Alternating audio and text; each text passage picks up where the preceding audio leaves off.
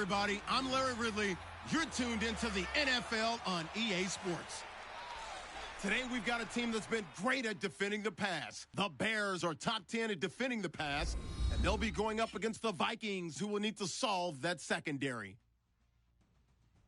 With that, let's get out to our commentators, Brandon Gaudin and Charles Davis, with this Week 10 matchup. All right, thank you much, Larry. EA Sports coverage of the NFL brings us to one of our favorite spots, venerable Soldier Field in Chicago. Today we hit Week 10, and we've got a good one in store between the Minnesota Vikings and the Chicago Bears. With Charles Davis, I'm Brandon Gaudin, and Charles, you look at this Bears team entering play. They come in the midst of a pretty bad stretch here, losers of 5 straight. So many different reasons teams hit the losing skids, but the best way out of it, something has to happen positive early in the game. Meanwhile, for our visitors, the Vikings, they've come in on a nice run of recent form, 4 wins out of 5.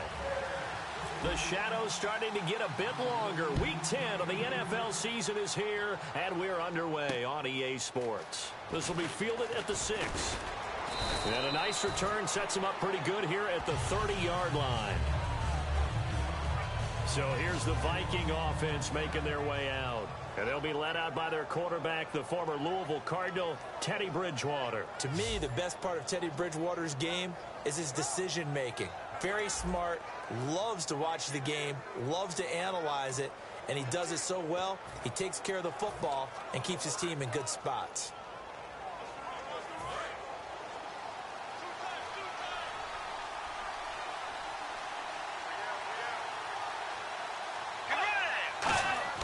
Now a play fake here on first down. He's got time. It's complete to Laquan Treadwell. A good pickup there, 26 yards.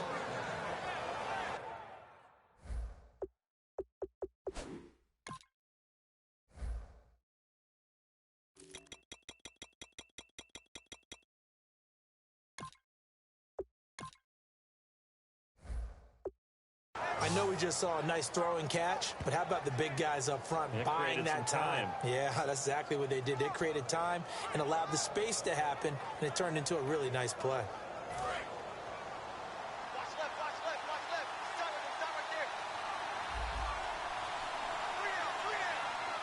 Possible run anticipation here as the D-line sandwiches together. Now it's AP, Adrian Peterson.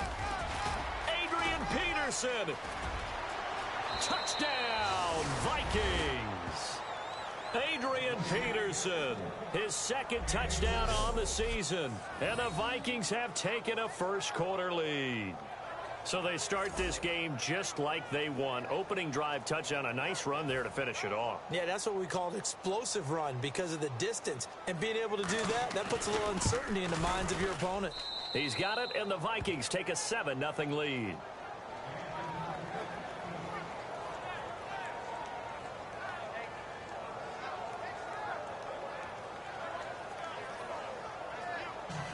After the touchdown, it's Robbie Gould now to kick it away. That'll be taken in the end zone. And he won't return this one. He'll go down to a knee, and they'll start at the 25. So here are the Bears now for their opening drive. They're led out by a former 4th-round pick of the Cardinals out of Virginia Tech. It's Logan Thomas.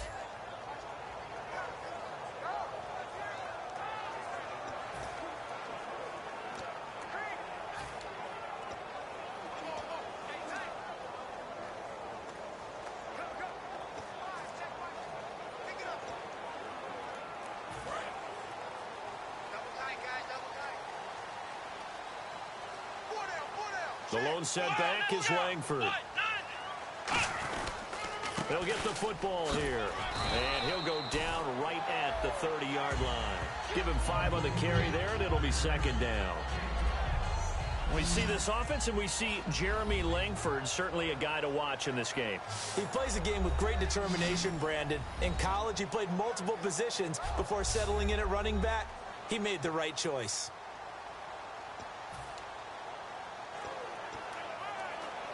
Second down following the run.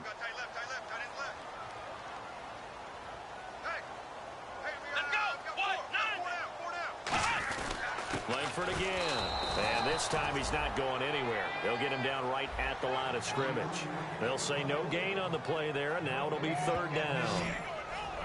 Quickly now a look at the defensive starters for Minnesota. Harrison Smith is a player I love to watch. Whether he's ranging deep as a free safety or near the line of scrimmage where he makes more plays, keep your eyes on him.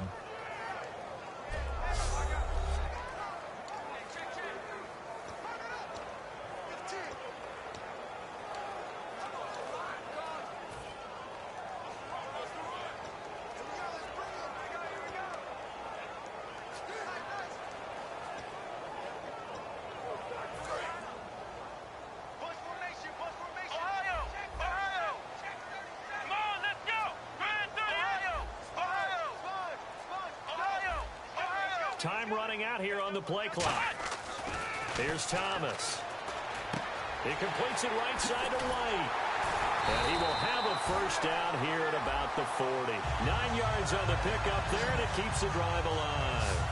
Would it be safe to say that as precise as routes are supposed to be run in the NFL, maybe they're not quite as precise in college ball? That's accurate, yeah. And I think we saw a college route in the NFL there. Just find the soft spot, find the dead zone, and find the 1st down. And that's what he just did. Here we go. 38. And they'll send the tight end in motion here. This is Langford on 1st and 10. And not much room to operate as he'll get this up only to about the 41. 2 yards on the carry there. It'll be 2nd down. So a glance here at the key inactives. There's other reasons, but this list, one of the reasons they've been struggling some this year.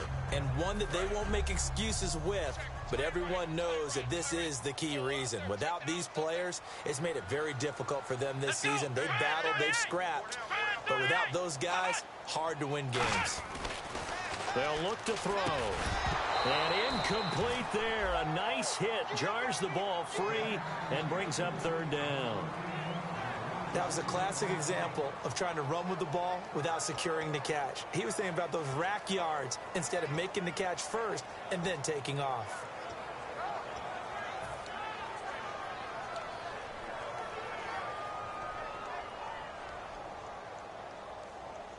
Let's see if the defense tries any pressure here on 3rd and 8.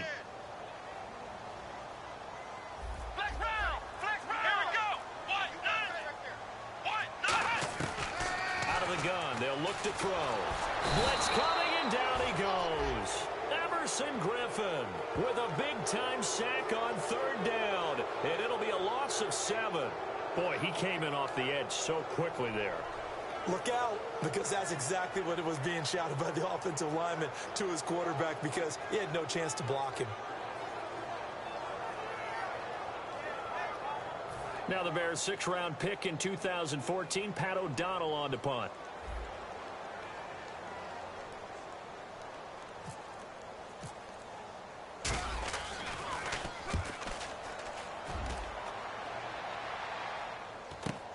Pulled in at the 24. Give him a... And it'll be Viking football here as they take possession. And now out comes Minnesota. And they were able to punch it in the end zone last time. They'll be looking to do that again here for the defense.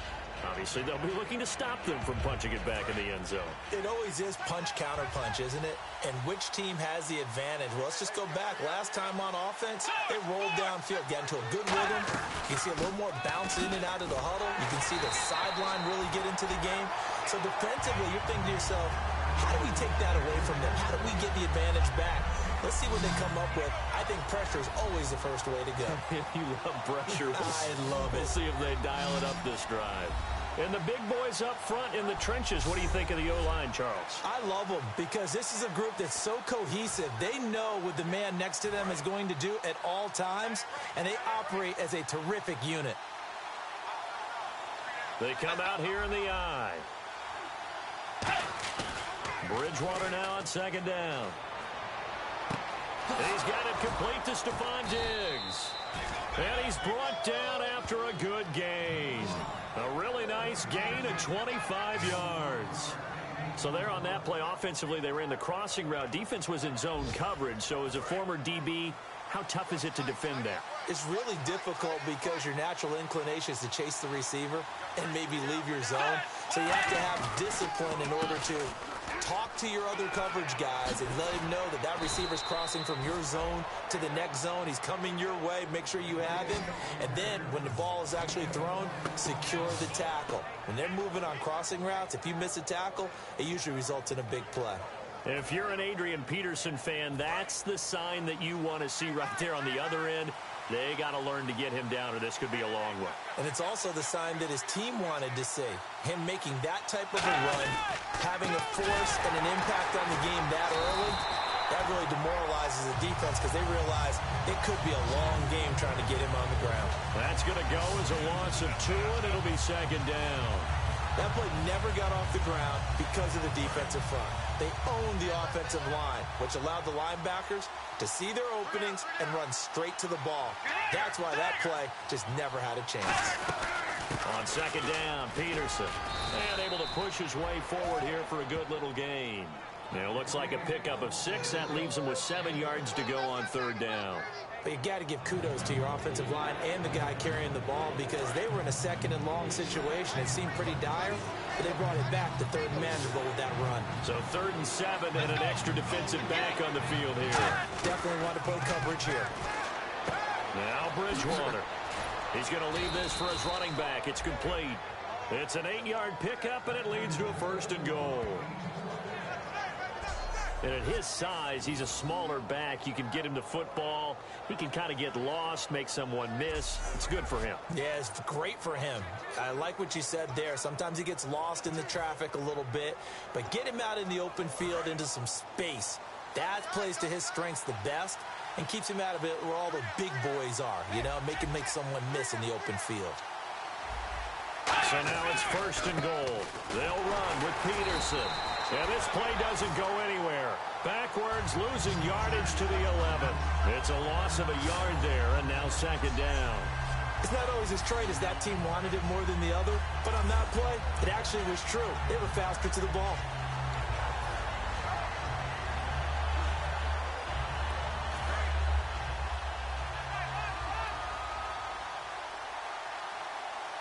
And the D-line pinching together must be expecting the run.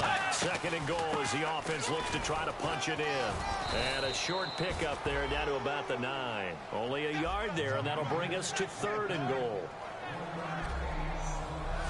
The starting 11 defensively for the Bears. Pernell McPherson's a strong run-stuffing outside linebacker who's beginning to blossom as a pass rusher.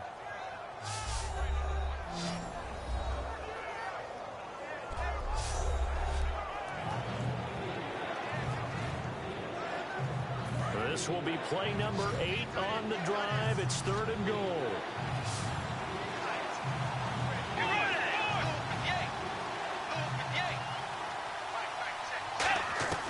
Third and goal for Bridgewater.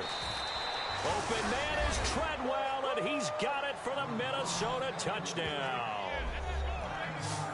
Laquan Treadwell, his first touchdown on the year. And the Vikings find a way to stretch their lead. And, partner, they found a gap there on the post pattern, and it was in the middle third of the field. And that's really difficult to do because ordinarily the safeties are back there to prevent that happening. But they found the opening and exploited it. And it's good to make it 14-0. After the touchdown, it's Robbie Gould now to kick it away. And no return on this one as the fair catch is signaled for and taken. The Bears offense now getting ready to take over. And down on the scoreboard, certainly needing to avoid what happened on the last drive, punting the football. Sense of urgency has to take over for them here. They know the score. They know the situation. And by the way, the punter no longer exists for their offense. That's how they have to treat this drive. They need points. Big time. Toward the sideline, and look at that catch. Dragging the toes, and that's going to be a first down. Well done.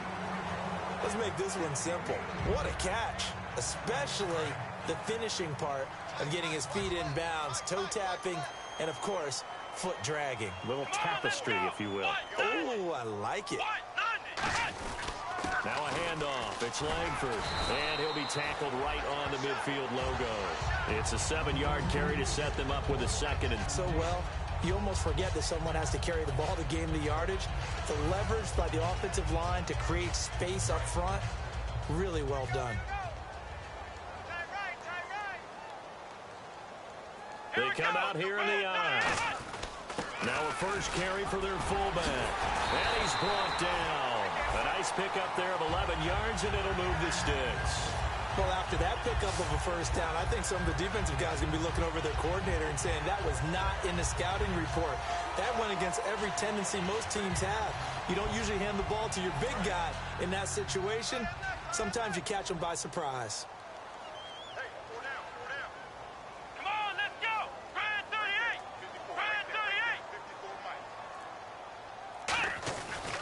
Pitch comes to Langford. 9 yards is the pickup there, and they'll have a 2nd and 1. I know the toss play begins with the guy taking the snap and turn around and tossing it to the runner. But where the real intrigue is, can they seal the edge? Whether it's an offensive tackle or a tight end in the direction they want to run the football. If they do that, that's the result that you get, that type of a gain. If they don't, oftentimes it's not a very successful play. They keep it on the ground with Langford. And, now it's out. Langford loses the football. And they will take over at the 29-yard line. The psychology of the game never ceases to amaze me because you would think there would never be a fumble from what we hear from coaches all the time, right? And how much they practice not fumbling. Practice it, preach it, talk about it all the time. You would think no one would ever turn it over. Yet they are humans out there running around, and we just saw another one. Opportunistic by the defense. And now out comes Minnesota. And that recipe on their last drive that resulted in a touchdown looked pretty good, so they'll be hoping to do that once more. And it takes me back to when we sat with the offensive coordinator and the head coach. They felt pretty good about their game plan and thought there were some holes in the defense, and they exploited them the last time out. Let's see if they can come back and put together a similar drive. And we'll see if they can do just that. He's got it complete to Diggs, right side. It's a gain of 7, and it'll be a 2nd down. When you see zone defense and you know you've got a drag route on as your primary call, you've got to be really careful as a passer about how far you let your guy go because he might wander into some tough coverage. Now some movement before the snap. And we'll hear from our referee for the first time this afternoon. Offense.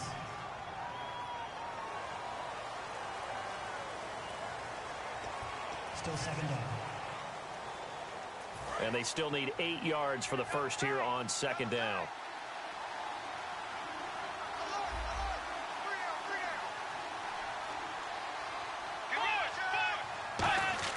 A 2nd down throw for Bridgewater. He's got the connection over the middle to Diggs. And he's brought down. It's a gain of 11 yards that time, and it produces a new set of downs. And this should be the final play before the quarter ends. Back now with Charles Davis. I'm Brandon Gaudin. 2nd quarter begins with the Vikings holding the football, and they've got it here with a 1st down.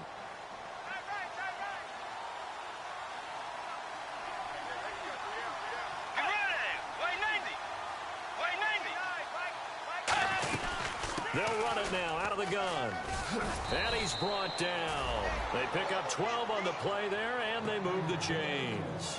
I thought guys that were over 30 weren't supposed to run the football this well in the National Football League. How about that veteran leadership? A big-time run combined with some nice blocking by his offensive line, showing that the ins and outs of being a veteran still has his place in this league. And he's going to be taken down.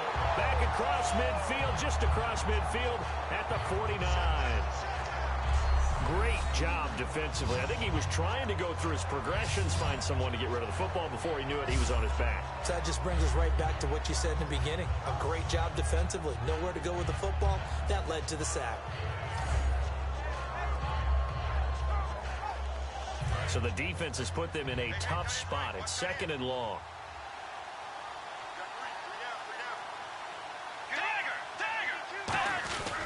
Bridgewater gives to his tailback, Peterson.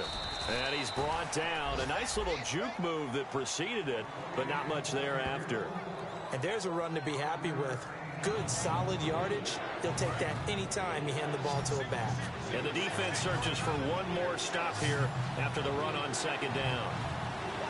The Bears have put an extra defender in the secondary on third down. Yep, they're in the nickel. On third down, Bridgewater. Oh, he's got some breathing room. And he'll get this one down near the 20-yard line. 23 yards on the play.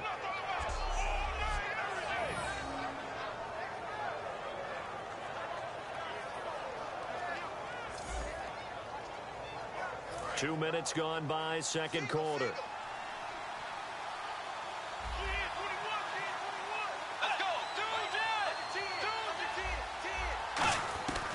Bridgewater now looking to throw on first. That is caught right at the 10-yard line. Give them 11 on the gain there, and that leads to a Minnesota first down. And another thing that makes the comeback route really effective is that oftentimes after you've made the initial move, receivers breaking away from the defensive back, and that makes it a really tough play to defend. A nice chunk of yardage picked up there. Offense walks to the line for play number 7 of the drive. Peters